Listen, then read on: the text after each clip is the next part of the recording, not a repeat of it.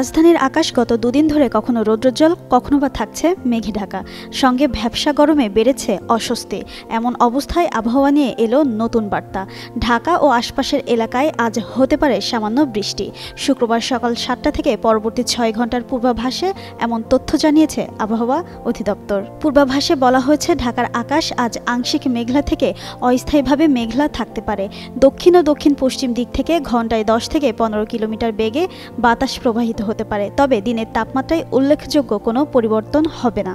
আজ সকাল ৬টায় ঢাকার তাপমাত্রা রেকর্ড করা হয়েছে ২৭.৫ ডিগ্রি সেলসিয়াস। বাতাসে আর্দ্রতা ছিল ৯৪%। গতকাল সর্বোচ্চ তাপমাত্রা ছিল ৩২.৭ ডিগ্রি। আজ ভোরে সর্বনিম্ন ২৭.৪ ডিগ্রি সেলসিয়াস।